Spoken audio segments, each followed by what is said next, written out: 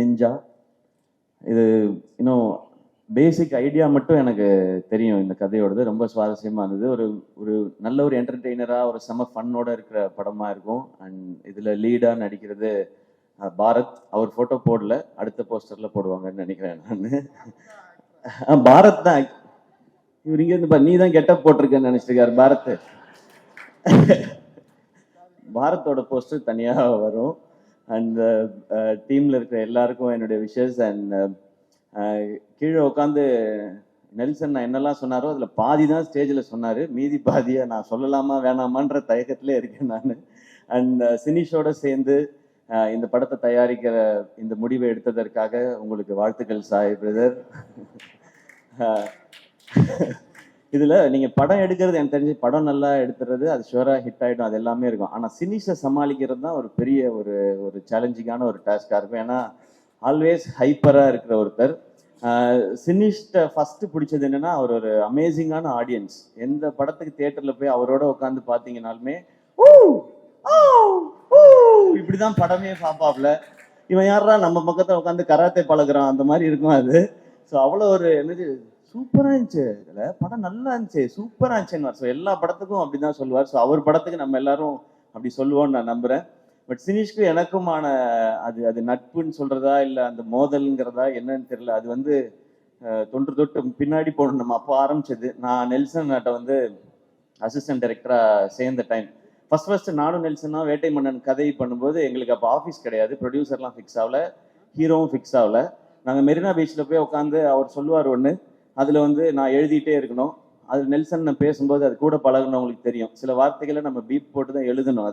அதை போட்டு நான் எழுதிட்டு இருந்த காலகட்டம். அப்புறமா ஆஃபீஸ் போட்ட பிறகு அருண்ராஜா சேர்ந்தான். அப்புறமா சேர்ந்தார் சினிஷ். அவரோட ஃப்ரெண்டுன்றது ஓரளவுக்கு தெரியும். அவர் அந்த நடுவில் சொன்னார்ல ஏதோ ஹர்ட் பண்ணிட்டேன் அப்படிலாம் சொன்னார். அது ஹர்ட்லாம் பண்ணல. எது நடந்ததுன்னா, நாங்கள் அந்த ஆஃபீஸில் இருக்கும்போது ஒரு நாள் சொன்னார், நீங்கள் என்ன ஆகணும்னு ஆசைப்படுறீங்க சிவா அப்படின்னு கேட்டார். நான் சும்மா அப்போ எனக்கு ஹீரோ ஆகணுன்ற ஆசையே கிடையாது. நான் அப்போ டிவி பண்ணிட்டு இருந்தேன், வேட்டை மன்னனில் ஒரு அசிஸ்டன்ட் டைரக்டராக ஒர்க் பண்ணிட்டு இருந்தேன், ஒரு காமெடி ரோலும் பண்ணிட்டு இருந்தேன். சரி இருந்தாலும் வம்புல போன்னு சொல்லிட்டு நான் என்ன பண்ணேன், நான் எனக்கு ஹீரோ ஆகணும்னு ஆசைனேன். சிவா எதுக்கு உங்களுக்கு இந்த வேலைலாம், நீங்கள் உங்களுக்கு இந்த டைமிங் நல்லா வருது அதனால அப்படியே அந்த சைடில் காமெடி ரோல் இந்த மாதிரி ஏதாவது ஒன்று ஆசைப்பட்டீங்கன்னா ஓகே. நான் சும்மா இல்லாமல் ஏன் நாங்கள்லாம் ஆகக்கூடாது பாருங்க, தேவையில்லாத வேலை பார்க்குறீங்க நீங்கள். சரி விடுவாருன்னு பார்த்தா விட மாட்டாரு. எங்களுக்கு லஞ்ச் பிரேக் விட்ட பிறகு சிவா இந்த ஹீரோலாம் உங்களுக்கு வேணாம், உங்களுக்கு செட் ஆகாது நீங்கள் திரும்ப சொல்லிட்டு அதை நான் மறந்தே போயிட்டேன். நான் ஹீரோ ஆன பிறகு இவருக்கு எங்கேயோ தோணி இருக்கு போல, இவரா சம்மந்தமே இல்லாமல் ஒரு 4 வருஷம் கழிச்சு அன்னைக்கு பேசுனது எதுவும் நீங்கள் மனசில் வச்சுக்காதீங்க. நான் மறந்துட்டேன் அந்த மேட்டரே. அதுக்கப்புறம் இதெல்லாம் நடந்துச்சு. ஸோ அந்த காலகட்டத்தில் நடுவில் எல்லாரும் பிஸி ஆகிடுவோம்ல, அதில் நான் பேசாமல் இருந்தது இவர் மேலே கோபமாக இருக்கதா இன்னைய வரைக்கும் நினச்சிக்கிட்டு இருக்காரு, நான் ஹர்ட் பண்ணிட்டேன் அப்படின்னு சொல்லி. நீங்கள் ஹர்ட்லாம் பண்ணல. அப்போ எனக்கே ஐடியா இல்லை. அப்போ ஆக்சுவலாக நடுவில் என்ன சொன்னார்னா, சும்மா இல்லாமல் நீங்கள்லாம் ஹீரோ ஆகக்கூடாது சிவா, நம்ம டான்ஸ் சதீஷ் இருக்கான் பார்த்தீங்களா, அவன் தான் ஹீரோ ஆகணும், நீங்கள் அவங்க கூட காமெடி நான் நடிகன்னு சம்மந்தமே இல்லாமல் அவரெல்லாம் கோர்த்து விட்டு இதுக்குள்ள இந்த மாதிரி ஓப்பனா பேசுவாப்புல. அதனால பல பேர்கிட்ட பிரச்சனையா இருக்கு, பஞ்சாயத்தா இருக்கு, நிறைய இருக்கு, இன்னமும் ஆகிட்டே தான் இருக்கு. இந்த மாதிரி வெளிப்படையாக பேசக்கூடிய சினிஸை நீங்க எப்படி ஹேண்டில் பண்ண போறீங்கன்றதான் உங்களுடைய சேலஞ்சா இருக்கும்னு நினைக்கிறேன். பட் அவருக்கு ஒரு பேஷன். இப்போ கீழே இருக்கும்போது நான் நெல்சன் சொன்னேன் 5, 6ன்னு போட்டிருக்கேன் என்னன்னு கேட்டார் அவரு. இது 5th ப்ராஜெக்ட் 6th ப்ராஜெக்ட், இந்த மீதி 4 ப்ராஜெக்ட் என்ன நம்ம சொல்லவே மாட்டான், ஸ்ட்ரெயிட்டா 5, 6ன்னு போட்டுக்கிட்டான் அப்படின்னாரு. அதுக்கப்புறம் அவன் பேசும்போது இந்த வருஷம் 2 படம், அடுத்த வருஷம் 2 படம் அனௌன்ஸ் பண்றோம், அதுக்கப்புறம் சீரீஸ் அனௌன்ஸ் பண்றோம். இவன் எல்லாம் அனௌன்ஸ் பண்றோன்னு மட்டும்தான் சொல்றான், எப்போ ரிலீஸ் பண்றோன்னு சொல்றானா பாருன்றாரு அவர். இப்படிதான் கான்வர்சேஷன் போயிருந்தது. பட் சினிஷ் உங்களுடைய எனர்ஜிக்கு நான் ஏன் சினிஷோட எனர்ஜின்னு சொல்றேன்னா, ஒரு 40 வருஷமா இருக்காரு இண்டஸ்ட்ரியில. நீங்க பார்த்துட்டு இப்பதான் முடிச்சு புதுசா ஃபர்ஸ்ட் டைம் ட்ரை பண்றாருன்னு ஒரு யங்ஸ்டர் ஒருத்தர் சினிமாவுக்குள்ள வராரு, அவருக்கு சப்போர்ட் பண்ணணும் அப்படின்னு யூடியூப்ல யாரும் கமெண்ட்லாம் போடாதீங்க. அவர் 40 வருஷம் ஆச்சு, அவர் ரொம்ப நாளா இருக்கிறாரு. அண்ட் எல்லாரும் அவர் கூட ஒர்க் பண்ண எல்லாருமே இங்க டைரக்டரா இருக்காங்க, சக்சஸ்ஃபுல் டைரக்டரா இருக்காங்க, நேஷனல் அவார்டு வின் பண்ணியிருக்கிறாங்க. இதை பத்தி நாங்க நிறைய பேசியிருக்கோம். எப்படி உங்களுக்குலாம் டைரக்டர் ஆகணும்னு தோணுச்சுன்னா, சினிஷே டைரக்டர் ஆயிட்டான், நம்ம ஆக முடியாதான்னு சொல்லி தான் எங்களுக்கெல்லாம் ஒரு மோட்டிவேஷன் வந்துச்சு அப்படின்னு சொல்லி. நான் சினிஷ்ட கேட்பேன், சினிஷ் ஏன் இப்பெல்லாம் நீங்க டைரக்ஷன் பண்றது இல்லை அப்படின்னா, பண்ணணுங்க அப்படின்னா. நான் விளையாட்டுக்கு கேட்டேன், சும்மா நீங்க சீரியஸா ஏதாவது பண்றாங்க இப்போ ப்ரொடக்ஷன் நல்லா போயிட்டு இருக்கு, பார்க்கிங் வந்து நல்லா பண்ணிட்டீங்க சூப்பர்னு சொல்லி. ஆக்சுவலாக எப்படிப்பட்ட உஷாரான ஆளுங்கிறதுக்கும் ஒரு பாயிண்ட் சொல்லிடுறேன். பார்க்கிங் படம் வந்து இன்னொரு ப்ரொடியூசரோட சுதனோட சேர்ந்து தான் அவர் பண்ணியிருக்காரு.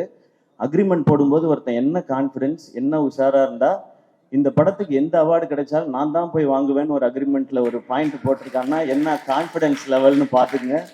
அவ்வளோ ஒரு உஷாரான ஆளு. ஸோ அவார்டையே அப்படி பண்ணி வாங்கிப்பாருன்னா பணத்தை எப்படி செட்டில்மெண்ட் வாங்குவாப்லன்றது உங்களுக்கு நல்லா தெரிஞ்சு. தினேஷ் எங்களுக்கு ரொம்ப சந்தோஷம் இந்த நிகழ்ச்சியில் வந்தது. இன்னொன்று அவர் வந்து அவருக்கு பின்னாடி இண்டஸ்ட்ரியில் பின்னாடி ஆள் இருந்தோ இல்லை ப்ரொடியூசரோட பையனோ டைரக்டரோட பையனோ அதெல்லாம் கிடையவே கிடையாது. அவராக அந்த இண்டஸ்ட்ரியில் எப்படி நெல்சன் கூட காலேஜில் படித்து சினிமா மேலே இன்ட்ரெஸ்ட் வந்து அசிஸ்டன்ட் டைரக்டராக இருந்து டைரக்டர் ஆகி அதுக்கப்புறம் ப்ரொடியூசர் ஆகி சக்ஸஸ்ஃபுல்லாகினா அவருக்கு ஒரு ஜேர்னி இருக்குது. எந்த பேக்ரவுண்டும் இல்லாமல் இவ்வளோ பேரை சம்பாரிச்சிருக்கான்றதான் சினிஷோட சக்ஸஸாக நான் பார்க்குறேன். இப்போ வந்து பார்க்கும்போது ரெடின்னு சொன்னார், 100 நாள் ஃபங்க்ஷன் மாதிரி இருக்குது இதுவே அப்படின்னாரு. கண்டிப்பாக அந்த மாதிரி ஃபங்க்ஷனும் இருக்கும்.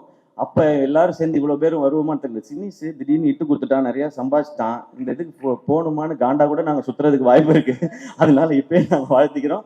டெஃபினட்டாக இந்த படத்தோட கதை ஐடியா கேட்டப்போ இது எல்லாருக்கும் ப்ராஃபிட்டபிளாக ஆடியன்ஸை என்டர்டெயின் பண்ணுற ஒரு படமாக இருக்கும். நிஞ்சாக்கும் சூப்பர் ஹீரோக்கும் என்னுடைய வாழ்த்துக்கள். இந்த படத்தில் பங்கு பெற அனைவருக்கும் என்னுடைய வாழ்த்துக்கள். இந்த படம் சக்ஸஸ் ஆகட்டும். இந்த சக்ஸஸ் மீட்டில் திரும்ப நாங்கள் எல்லாரும் வந்து சந்திக்கிறோம். பார்ட்டி கொடுத்துருவீங்கல்ல? நான் ஒன்றும் பண்ண போகிறேன், சைட் டிஷ் தான் சாப்பிட போகிறேன். தேங்க்யூ தேங்க்யூ எல்லாருக்கும் நன்றி. வாழ்த்துக்கள் சினிஷ். எல்லாருக்கும் வணக்கம். நிறையா பெரியவங்க எல்லாருமே வந்திருக்கீங்க. ஸோ இந்த இடத்துல என்னையும் கூப்பிட்டதுக்கு ரொம்ப நன்றிண்ணே ஃபஸ்ட்டு. அடுத்ததாக ஃபஸ்ட்டு நீங்கள் என்னமோ சொன்னீங்களே மாஸ்க் ப்ரொமோஷனை விட்டுட்டு வந்திருக்கேன். நீங்கள் இல்லை, நான் மாஸ்க் ப்ரொமோஷனுக்காக தான் வந்திருக்கிறேன்னு பார்த்தேன். யாரெல்லாம் வராங்கன்னு கேட்டேன், லிஸ்ட் ஒன்று சொன்னார். எல்லா கேமரா டீமும் வரானாங்க. சரி ஓகே, அப்படியே அங்கே போயிட்டு நம்மளையும் பேசிடுவோம் அப்படின்னு நினச்சேன். அதனால் ஆனால் அதை தாண்டி எப்பயுமே ஒரு நாள் வந்து அது ஒரு ஈவினிங்கே நைட்டு முடியும் போது இந்த நாள் நல்லா முடிஞ்சிருச்சுன்னா சந்தோஷம் அப்படின்ற மாதிரி தான் தோணும். ஆனால் இன்னைக்கு நாள் வந்து காலையிலே ஒவ்வொரு இப்படி ஒரு ஃபங்க்ஷன் என் வாழ்க்கையிலையும் பார்த்ததில்ல. காலையில் ஒரு 9 மணி 8 மணிக்கெல்லாம் வந்து யாருமே இவ்வளோ சிரிச்சிருப்பாங்களான்னு எனக்கு தெரியல. எனக்கு அவ்வளோ சந்தோஷமா இருந்துச்சு ஃபர்ஸ்ட் ஆஃப் ஆல். ஸோ இந்த டே அமைச்சு கொடுத்ததுக்கு ரொம்ப ரொம்ப நன்றி. நிறையா முக்கியமான இன்சிடென்ட்ஸ்லாம் எல்லாருமே சொல்லிட்டாங்க. எனக்கு கொஞ்சம் கம்மியாக தான் இருக்குது, இருந்தாலும் அதையும் சொல்லிடலான்னு பார்க்குறேன். ஒன்று அந்த பிக் பாஸ்னு ஒரு ஷோ ஒன்று போயிருந்தேன். அந்த டைமில் வந்து உள்ள நான் சாண்டியன் எல்லாம் இஷ்டத்துக்கு நாங்கள் பாட்டு வாயில் வரதெல்லாம் எழுதி பாடி அதை எங்களை நாங்கள் சந்தோஷமாக வச்சுக்கிறது ஏதோ ஒரு குருமா ஒன்று பண்ணிகிட்டு இருந்தோம். ஷோலாம் முடிச்சுட்டு வெளில வந்துட்டேன். ஃபோன் பண்ணார், பேபி நம்ம படத்தெல்லாம் லான்ச் ஆகிற அப்படின்னாரு. அண்ணா இல்லைண்ணா இப்போ தானே ஒரு படம் ஒன்று கமிட் பண்ணிட்டேன்னு அதை முடிச்சுட்டு வரேன். பேபி அது நடி, இங்கே வந்து பாட்டு எழுதிரு அப்படின்னாப்புல. பாட்டு எழுதவா? நான் எங்கே நீங்கள் பாட்டு அதான் உள்ளே எழுதிட்டு இருந்தேன். பேபி அண்ணா என்னண்ணே இவ்வளோ வெகுலியா இருக்கிறீங்க, இப்படிலாம் இருந்தீங்கன்னா உங்களை சினிமாவில் ஏமாத்திடுவாங்களே, நான் எழுதின பாட்டை நம்பி எனக்கு வந்து கூப்பிடுறீங்கன்னா. அப்படிலாம் இல்லாமல் அன்னைக்கு நல்ல வேலை அந்த காலை கட் பண்ணதால அதுக்கப்புறம் கரெக்டான ஆளுங்களோட சேர்ந்து இப்போ ஒரு நல்ல நிலைமைக்கு வந்திருக்கீங்கன்னு நினைக்கிறேன். ஸோ இங்கேருந்து இன்னும் நிறைய நல்ல நிலைமைக்கு போகணும். மற்றபடி அப்பப்போ ஃபோன் பண்ணுவார். ஒரு 2-3 வாட்டி ஃபோன் எடுக்கலைன்னா நம்ம நிஜமாவே தான் வேலையில் இருந்திருப்போம். ஆனால் அதுக்கெல்லாம் கோச்சிக்கிட்டு அப்புறம் ஒரு வாய்ஸ் நோட் வரும். பேபி நீ என்னைய வச்சு ஜட்ஜ் பண்ணாத பேபி, நான் கூப்பிடுற டைரக்டரு கதையெல்லாம் நல்ல கதை, நீ என்னைய விட்டுரு, நான் அனுப்புறவங்களை மட்டும் நீ நம்ப. அந்த ஜெனியூனிட்டி தான், அதுதான் அவர் சொன்ன மாதிரி இங்க அந்த ஜெனியூனிட்டிக்கு தான் எல்லாருமே வந்திருக்கிறாங்க. மற்றபடி அந்த 2 படத்தோட ஃபர்ஸ்ட் லுக்குமே சூப்பராக இருந்துச்சு. இங்கே வந்ததான் சொன்னாங்க அர்ஜுன் ப்ரோக்கு அடிபட்டுருச்சு அப்படின்னு சொல்லிட்டு. அவர் சீக்கிரமாக சரியாயிட்டு வரணும்னு வேண்டிக்கிறேன். அண்ட் சாண்டியன் எனக்கு வாழ்த்துக்கள், பரத் ப்ரோ, மற்ற எல்லாருக்குமே வேலை பார்க்குற எல்லாருக்குமே வாழ்த்துக்கள். கூப்பிட்டதுக்கு ரொம்ப நன்றிண்ணே. Thank you thank you. Thank you so much both of you. ஒரு picture opportunity with Sinish sir. Sinish அவருக்கு வந்து பல பேர் இருக்கு. Pineapple Shirish, bluff master Shirish. கண்டிப்பாக இன்வெஸ்டர்ஸ் தான் நிறைய பிளஃப் பண்ணி தான் இந்த இன்வெஸ்ட்மெண்ட் கொண்டு வந்திருக்குன்னு தெரியும். பட் ஜோக்ஸ் அப்பா அவரை பற்றி நிறைய சொல்லியிருக்கேன், நிறைய பேர் எல்லாருமே சொல்லிட்டாங்க. பட் வெரி ஜென்யூன் பர்சன், அதுதான் நான் சொல்லுவேன். ரொம்ப ஜென்யூனாக போய் சொல்லுவார். அண்ட் வெரி அவர்கிட்ட நீங்கள் நிறைய இரிட்டேட்டிங்காக நிறைய விஷயம் பண்ணுவார். பட் அவர் மேலே உங்களுக்கு கோவமே வராது. ஸோ அந்த மாதிரி very lovable likeable person. But ஆனஸ்டாக ரொம்ப சினிமா நேசிச்சு ரொம்ப ரொம்ப பொறுப்படுத்து ரொம்ப ஒரு சக்ஸஸ் ஆகணுன்ற ஒரு வெறி எல்லாமே இருக்குது அவர்கிட்ட. பட் அதெல்லாம் வந்து வெளியே காட்டிக்காம ஒரு ரொம்ப ஒரு கூலான கைன்னு சொல்லிட்டு ஒரு போர்ட்ரேல் பண்ணிட்டு இருக்காரு. But at heart at is work is definitely one of the best கைன்னு நான் சொல்லுவேன். சிவா சொன்ன மாதிரி அவருக்கு 400 வருஷமா இண்டஸ்ட்ரியில இருக்கிற மாதிரி தான் வந்து அவர் பேசுறதும் பழகிறதும் அப்படிதான் இருக்கும். அவருக்கு தெரியாத ஐட்டம்ஸ் எதுவுமே இல்லை சினிமாவில், எல்லாமே அவருக்கு தெரிஞ்சது தான். இப்போ வரப்போகிற ஏஐல கூட அவர் நிறைய சொல்லுவார். So but honestly all the best Sineesh. ஏன்னா அவர் பேரே வந்து நிறைய தப்பாக தான் சொல்லுவேன். இப்போ வந்து சிவாவை கூப்பிடுறது தான் சரி, தப்பாக தான் கூப்பிடுவாரு. ஸோ அவரே வந்து நம்ம வந்து நிறைய பேரில் கூப்பிடுவோம். So but all the best Sineesh. கண்டிப்பாக சூப்பர் ஹீரோ அண்ட் நிஞ்சா. நீங்கள் வந்து ரொம்ப நாளாக நடிக்கணும்னு ஆசைப்பட்ட போஸ்ட் நீங்கள் ரிலீஸ் பண்ணியிருக்கீங்கன்னு நினைக்கிறேன். So definitely all the best and wishing you black Bastar success. Like கண்டிப்பாக இந்த படத்தில் பிரச்சனை எழுதி வாங்கிட்டீங்களா, நேஷனல் அவார்டு உங்களுக்கு தான். ஸோ டெஃபினெட்லி கண்டிப்பாக இந்த படத்துலையும் definitely it's an entertainer. Definitely பெரிய என்டர்டெய்னர் சொல்லியிருக்காரு கதையெல்லாம். So it will be a huge success and wishing you many more films to come like this and huge functions like this, and there will be a lot of support from all of us all the time. Take care. எல்லாருக்கும் வணக்கம். என்னன்னா காலையில் சாமி ஃபோட்டோலாம் இருக்குது பக்கத்தில். இந்த டைமில் பொய் சொல்ல மனசே வர மாட்டேங்குது. ஸோ சினீஷ் பற்றி பேசுகிறா எப்படி நிச்சயமாக பொய் தான் சொல்லி அவங்க. அவன் எவ்வளோ பெரிய நல்லவன் அப்படின்றது எங்களுக்கு மட்டும் தான் தெரியும். ஸோ சினீஷ் எப்படின்னா அவனோட பிளானிங் தான் எனக்கு ரொம்ப பிடிக்கும். ஒருத்தர் லைஃப்பில் எந்த அளவுக்கு பிளான் பண்ணுறாருன்னா வந்து நேஷனல் அவார்டு கிடச்சிருச்சுன்னு ஃபோன் பண்ணி சொல்கிறான், சூப்பர் மச்சான் சார் மீட் பண்ணோம் சார் அப்படின்னா ஓகே, ஆனால் இன்றைக்கி முடியாது சார் ஏன்னா இன்றைக்கி ஷாப்பிங் போகிறாங்க அப்படின்னு. நேஷனல் அவார்டு வாங்கி ஷாப்பிங் போகிறாங்க. சரி ஓகே சார், அன்றைக்கி ஈவினிங் மீட் பண்ணோம், ஷாப்பிங்லாம் முடிஞ்சாச்சு. ஆமாம் சார் இன்றைக்கி ஃபுல்லாக ஒரு பெல்ட் வாங்கிட்டேன் சார் அப்படின்னா. ஒரு நாள் ஃபுல்லாக ஒரு பெல்ட் வாங்கியிருக்கான். அதுக்கப்புறம் மற்ற பேண்ட்டுங்கெல்லாம் இல்லை சார் இந்த வாரம் இருக்குல்ல, நெக்ஸ்ட் வீக் தானே போகிறேன் அப்படின்னு சொல்லிட்டு மறுநாள் உண்மையில் நாங்கள் கொஞ்சம் ரெகுலராக மீட் பண்ணுவோம். ஸோ மறுநாள் பேண்ட் வாங்கிட்டான். அதுக்கப்புறம் வந்து ஷூஸ். ஸோ நான் சொன்னேன் மச்சான் அவனுக்கு இப்போ மீட் பண்ண வேணாம், நீ எல்லாத்தையும் முடிச்சதுக்கப்புறம் மீட் பண்ணலாம் அப்படின்னு சொல்லிட்டு ஒரு 5 நாள் கழிச்சு ஃபோன் பண்ணுறேன்.